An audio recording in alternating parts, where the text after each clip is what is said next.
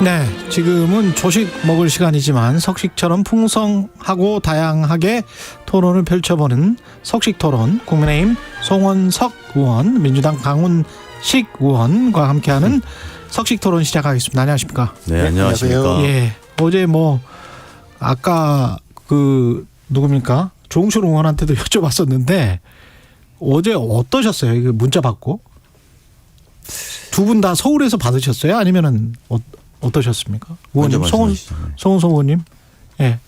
먼저 강훈식 의원님. 저희야 예.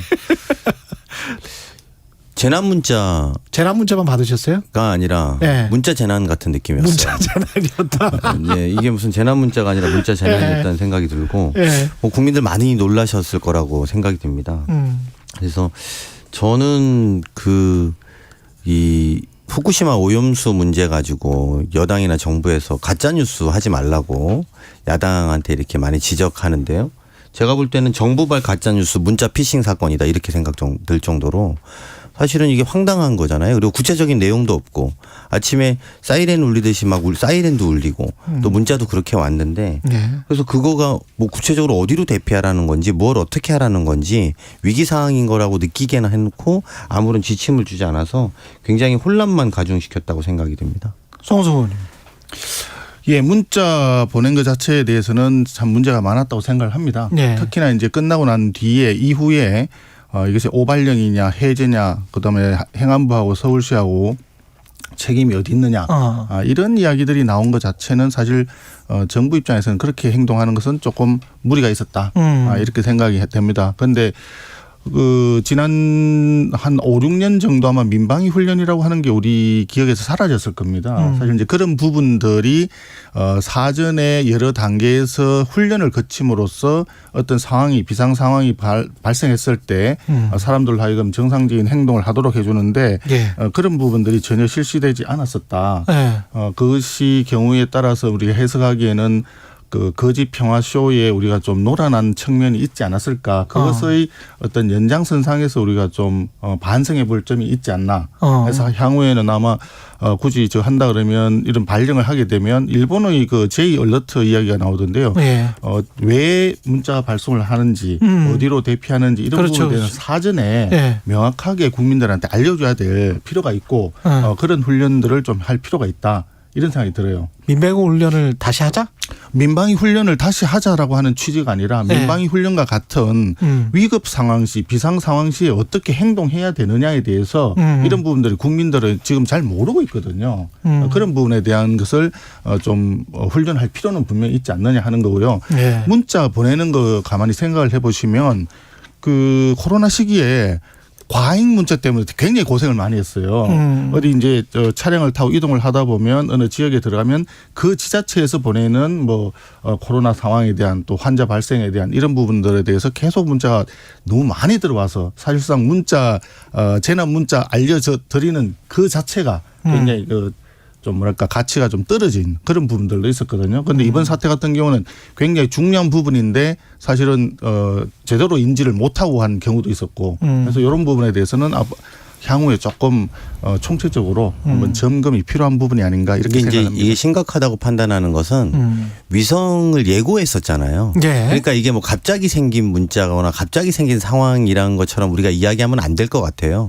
먼저 예고도 했고 북측에서 위성을 쏘겠다고 예고를 한 상황에서 또 이게 과잉 문자라고 표현했는데 이건 가짜 문자거든요. 결과적으로 보면. 그래서 제가 아까 문자 재난이라고 제가 표현한 재난 문자가 아니라 문자 재난이라고 표현한 것도 이런 거고 두 번째는 실제로 그렇게 위급한 상황이면 우리 여당에서 되게 요즘에 모범으로 많이 생각하고 있는 일본의 사례를 보면 기시다 총리가 아침 7시부터 나온 거 아닙니까? 어쨌든 언론상에 나와서 지금 우리 일본 영토에는 아무런 지장이 없었고 그리고 이게 위성 발사가 됐는데 일본 영토에 아무 지장이 없다. 걱정하지 마라. 이게 이제 30분 후부터 나왔단 말이에요. 그럼 우리나라 대통령은 NSC에서 뭘 했느냐.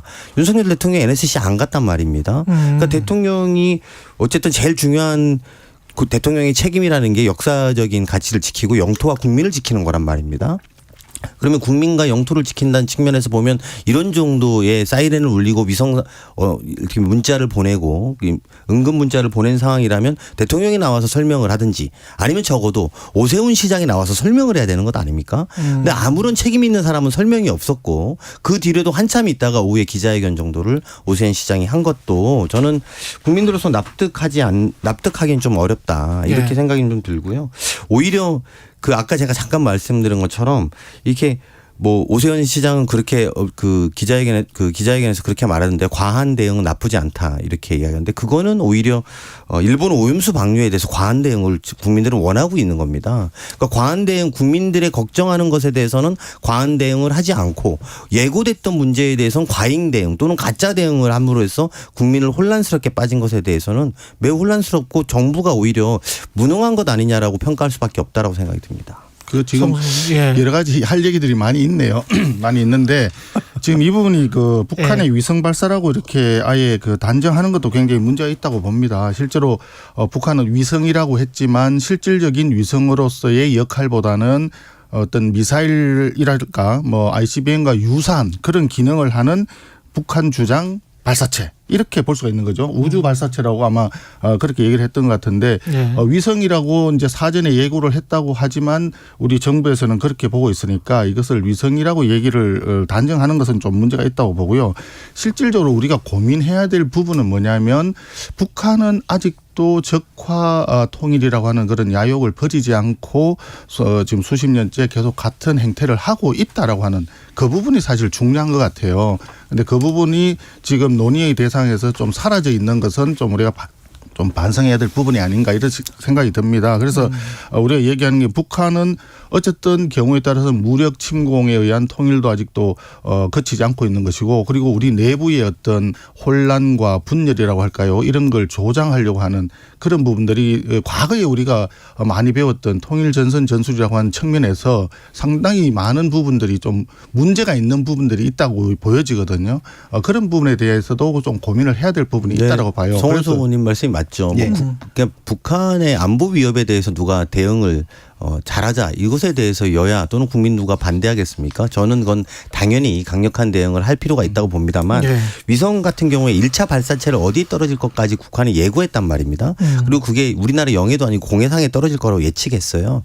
그래서 이거는 뭐 예를 들면 위성이다 아니다 이거 국방부가 수거했다고 하니까 그런 부분에 대해서는 이후에 논의해 보면 될 문제라고 보고요. 근데 더 문제라고 하는 것은 그 미사일에 대한 위협 자체를 북한의 위협 이를테면 그렇게 다 전제하고 현재 있었던 어제 있었던 문자로 인한 상황의 혼란을 덮으려고 해서는 안 되는 거죠. 어제는 그 부분에 대해서 동의해요. 조금 전에 그러니까 말씀드렸지만 어제 상황에 있어서는 분명히 말씀드렸지만 좀 너무 과잉으로 대응해서 문제가 되었다라고 주장을 하니까 원래 소극적인 대응보다는 이 재난에 대해서는 과잉이라고 보여질 것처럼 그렇게 적극적으로 대응하는 것이 필요는 합니다. 필요는 한데 문자 자체와 관련해서는 분명히 오류가 있었던 건 사실이고 그 부분에 대해서는 조사를 통해 가지고 왜 그런 일이 발생됐는지 그리고 어떤 잘못이 있었는지에 대해서는 추후라도 책임 소재를 가려야 된다. 그 부분에서 동의해요. 그러니까 제 지적은 과잉 대응의 지적이 아니었어요. 그러니까 과잉 대응을 하려면 대통령도 나오셨어야 된다라는 거예요. 그렇게 위급하고 시급한 상황이고 말씀하신 것처럼 그 상황이 이미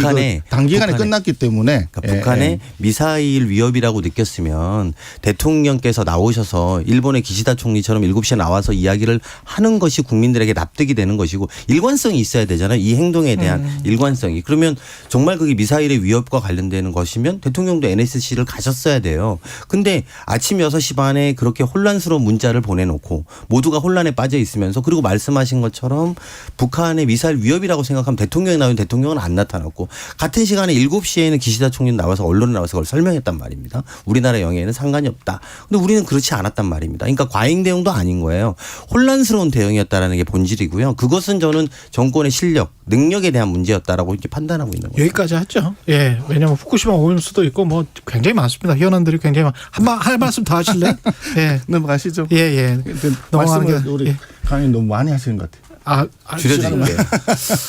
거의 비슷한 것 같습니다. 제가 양 조절은 잘 해보겠습니다. 예, 후쿠시마 시찰단과 관련해서는 갔다 왔는데 야당에서는 청문회를 추진해야 되겠다 이렇게 지금 주장을 하고 있습니다. 예. 송은석 의원님이 하실 말씀이 있을 것 같습니다. 예. 지금 이제 시찰단이 처음에 이제 시찰단이 누가 가는지도 모른다 이런 이제 비판도 하시고 했는데 사실 어저께 발표하면서 시찰단 명단도 다 공개를 했지 않습니까? 예. 그 정도로 이제 사실 공개를 함으로써 그 이후에 일부 또 극단적인 또 문자 메시지나 이런 부분들이 문자 폭탄이 올 수도 있는 그런 애로사항이 있을 수도 있지만 그럼에도 불구하고 이것은 공개를 하는 것이 투명하게 공개하는 것이 더 국민들의 불안을 줄일 수 있다라고 판단해서 결단을 내린 것 같습니다. 그래서 지금은 이제 남은 것은 그 일본에서 가져온 현장에서 가져온 그 부분들 농도 분석 자료라든지 또 설비라든지 이런 거 다 확인했으니까 전문가들이 뭐 이게 시간이 좀 필요하다고 하더라고요. 그걸 조사를 해서 최종적으로 어떤 상황이다. 이 오염 처리수가 어떤 상태에 있다. 이거에 대한 것을 이제 그 국민들한테 발표하게 되면 거기에 따라서 행동을 하면 될 것 같고 지금으로서는 좀 너무 이렇게 정치적인 선동이라든지 감정에 휘둘리는 것은 조금 조심해야 되지 않겠나 그런 생각을 하고 있습니다. 특히 IAEA 같은 경우에도 자기들 이제 조사가 이제 공식적으로 진행이 되고 있으니까요. 그런 것들을 종합적으로 판단할 필요가 있다. 그래서 최종적으로 우리 국민과 전 세계 어디든지 안전과 관련된 부분에 대해서 소홀함이 없도록 가야 되겠다 하는 부분에 대해서 동의합니다. 네. 그 이번에 시찰단 다녀와서 국민들이 많이 의혹이 해소됐나요? 저는 아무도 해소된 분이 없는 것 같아요. 오히려 갔다 왔는데 저는 이게 시찰단이 아니라 후쿠시마 홍보단의 같은 거의 수준 아니었나. 그러면 이걸 왜 했을까? 저는 결론적으로 두 가지로 된다고 봅니다. 오염수 방류와 후쿠시마 수산물 구입을 재개하기 위한 명분을 쌓기 위한 것 아니었나라는 의심을 지을 수가 없습니다. 말씀하신 것처럼 가짜뉴스나 뭐 선동 이런 거 하지 말라고 하시는데 저는 그런 게 어제 있었던 게 선동이었던 거죠. 사실은 마치 뭔가 되게 있는 것처럼 이야기했던 선동이고 가짜뉴스였고 가짜 문제였고 오늘 이 문제에 대해서는 국민들의 걱정이 있는 건데요. 아무런 의혹이 해소되지 않았어요. 구체적으로 뭐가 어떻게 해결된다. 그리고 국민들은 걱정하지 마라. 이 정도 농도가 나오기 때문에 어떤 식으로든 문제가 해결될 수밖에 없다라는 구체성을 가진 답변을 못 들었고요. 시찰단의 브리핑 내용보면 세 가지들이에요. 크게 하나는 오염수 방출을 차단하기 위한 수단들이 있다라는 걸 확인했다는 거고요. 두 번째는 과학기술적 검토 과정에서 의미 있는 진전이 있었다라고 표현하고 있습니다. 마지막으로는 평가를 위해서 추가 분석과 확인이 필요하다고 이야기했습니다. 요 정도 가지고 국민들이 납득할 수 있을까? 오히려 불안감들은 더 가중될 거기 때문에 저는 오히려 이번 기회에 국회가 국민들 의혹을 해소해주고 또 이게 뭐 실제로 여당에서 일본과 한일 관계의 전면적인 개선을 요구하고 있다라면 오히려 국회 앞에서 후쿠시마 오염수 청문회를 해서 국민들 앞에 낱낱이 밝혀주는 것이 국민적 의혹 해소에는 도움이 되지 않겠느냐라는 말씀을 드리고 싶습니다. 예, 맞습니다. 예, 국민적 의혹에 대해서는 소상하게 밝혀야 되고 지금 조금 전에 강 의원님 말씀하신 대로 지금 전문가들이 조금 더 시간을 가지고 분석 검토를 해야 된다라고 얘기한 게 사실 아닙니까? 그 정도 시간은 필요하고 또 그 과정에 IAEA에서 이제 조사 점검하는 부분도 있기 때문에 그런 것들을 종합적으로 검토할 것이다. 이런 상황에서 정부에서 어떤 행위를 하는 거에 대해서 이게 정상적이고 정당한 어떤 행위인데 그것을 계속 정치적인 그 어떤 그 프레임 속에서 자꾸 이렇게 이해하려고 하는 것은 좀 우리가 조심스럽게 봐야 된다 이렇게 생각을 해요. 우리가 정부가 나서 가지고 뭐 반일 죽창가를 들고 뭐 이렇게 하던 시절도 있었지 않습니까? 그런 그 후폭풍으로 굉장히 국민들은 갈라치게 돼 가지고 굉장히 힘들었어요. 그러니까 지금도 똑같은 상황인 것 같습니다. 정부에서는 차근차근 그 단계를 밟아 가지고 조사도 하고 분석도 하고 협의도 하고 해서 국민들에게 소상하게 그걸 정보를 알려드리려고 진행을 하고 있다고 보여지거든요. 그런 단계에서 지금 미리 사전적으로 프레임을 가지고 이것은 아무런 효과가 없다. 오히려 그 시찰단 다녀온 것이 거기에서 뭐 후쿠시마 홍보단이라든지 뭐 선동한다고 이렇게 얘기를 하시는 건 조금 과한 것 같고요. 또 후쿠시마산 그 수산물 수입 부분에 대해서는 정부에서도 일단 수입할 계획이 없다라고 이미 한 두어 차례 밝힌 걸로 저는 알고 있습니다. 그러니까 그 부분에 대해서는 지금 당장 미리 예단해서 그 수입물 수입을 하기 위한 전제 조치다. 이렇게 이해하는 것은 조금 과하지 않나 싶은 생각이 들어요. 후쿠시마 수산물 짧게 예, 한다고 하기 어렵죠. 사실 국민들 정서가 엄청 걱정이 많으니까요. 그래서 그런 국민적 우려를 불식시켜야 되는데 이번에 갔다 와서 제공한 내용들을 보면 일본 당국이 제공한 정보 외에는 다른 이야기가 없던 거예요. 그러니까 우리 시찰단의 주관적인 판단으로 자주적인 판단으로 이런 문제가 있었고 이런 건 아쉽다. 그리고 일본한테 이런 요구를 한다 정도가 붙었어야 되는데 그게 전혀 없다라는 지적들은 피할 수 없을 것 같습니다. 예. 그리고 아까 이것도 조홍천 의원한테 여쭤봤었는데 비슷한 질문이 나올 수밖에 없겠습니다. 현안이기 때문에 김남국 의원 관련해서는 국민의힘은 제명을 해야 되는 사안이다. 그리고 민주당 일부에서도 자진 사퇴 이야기가 나오는 것 같은데 어떻게 보십니까? 일단 기본적으로 네. 윤리위원회에 넘겼기 때문에 국회에서 윤리위원회 또 우리 당도 동의해서 윤리위원회에 넘긴 상태이기 때문에 네. 윤리위원회 결정을 따르는 것이 좀 맞다고 봅니다. 그리고 윤리위 본인도 결정을 따라야 김남국 의원 된다? 네. 본인도 윤리위원회에 가서 철저하게 소명하고 밝힐 건 밝히겠다고 했으니까 국회의원들이 거기에서 판단하는 것이 맞지 아직 범죄 혐의라든지 이런 것들이 명확하지 않은 상황에서 자진 사퇴나 이런 것들을 먼저 전제하는 것들은 옳지 않다라고 저는 생각합니다. 성소님. 윤리위원회 구성이 알다시피 이제 그 여야가 이제 동수로 되어 있고요. 과거에도 오랜 여러 사건들이 지금 제 기억 속에도 한 50여 건 가까운 사건이 이제 그 계류되어 있는 걸로 알고 있는데 다 결론이 안 났습니다. 그러다 보니까 정치적으로 판단해 가지고 하다 보니까 결론을 내기가 굉장히 어려운 구조로 되어 있어요. 그런데 이 부분은 김남국 의원의 코인 사태 같은 경우에는 조국 사태보다도 훨씬 심각한 사태이고 특히나 그 우리가 20, 30대 그 MZ 세대라고 하는 젊은 사람들 입장에서 이제 코인을 좀 이용해서 부동산도 안 되고 주식도 안 되는 청년들이 좀 하고 있는 게 많은데 거기에 굉장히 실패를 많이 하고 많은 손실을 입은 사람들이 많거든요. 그런데 김남국 의원은 도대체 자금 출처가 어디서 나왔는지도 모르는 자금으로 일단 처음에 구입을 했고 그거 가지고 굉장히 여러 차례를 사고 팔고 하는데 심지어는 회의 도중에도 그걸 했다. 상임위 도중에. 상임위라든지 예. 회의 도중에 청문회 도중에도 했고요. 이런 상황들은 국민들을 굉장히 분노케 하는 것입니다. 그럼 그런 부분에 대해서도 충분히 고려를 해야 되고 그런 것들이 과연 대비를 시켜서 봤을 때 윤희석 의원이 그때 이제 부동산 문제 본인 문제도 아닙니다. 아버지가 잘 그동안에 교류도 없었던 아버지가 했던 문제 때문에 의원직 사퇴를 했어요. 의원직 사퇴라고 하는 것이 반드시 법적인 문제가 확인이 되었기 때문에 또는 검찰이나 경찰의 수사 결과가 나왔기 때문에 하는 건 아니거든요. 그런 도의적 정치적인 책임을 지고도 얼마든지 할 수 있는 부분이고 또 해야만 되는 것이 정치인의 도리라고 보거든요. 그런 점에서 김남국 의원은 이번에 좀 잘못된 길을 가고 있다. 라고 보는 겁니다. 국민의힘에서 부동산 문제 있었던 분들 굉장히 많으시잖아요. 근데 다 사퇴하신 건 아니에요. 제가 알기로도 제가 누구라고 실명을 거론하지 않겠습니다. 민주당은 더 심했죠. 아니 근데 그렇게 거론하는 것 자체가 저는 적절하지 않다고 보고 말씀드린 것처럼 경찰이나 검찰의 구체적인 조사와 결과가 없는데 여론몰이 방법만으로 무체적 혐의가 있는 것처럼 이야기하면 실제로 코인 자체가 문제는 아니지 않습니까? 그리고 이것들을 처리하는 과정에 여러 가지 본인이 부적절하다고 판단한 것들도 있으니까 저는 윤리위원회 처분을 기다려보는 게 맞다고 봅니다. 그리고 지금 저 한동훈 법무장관 개인정보 유출 의혹 관련해서 MBC 기자와 번사 뉴스룸 강제 수사가 있고요. 그리고 그 전에는 이제 방통위원장 면직을 대통령이 재가를 했고 야당에서는 아마 이 전 과정이 공영방송 장악과 관련된 것이다 이렇게 지금 생각하고 있는 것 같은데 의원님도 비슷한 생각이세요? 네, 물론이죠. 예. 그리고 특히 한상혁 방통위원장 임기가 이제 몇 개월 안 남으셨잖아요.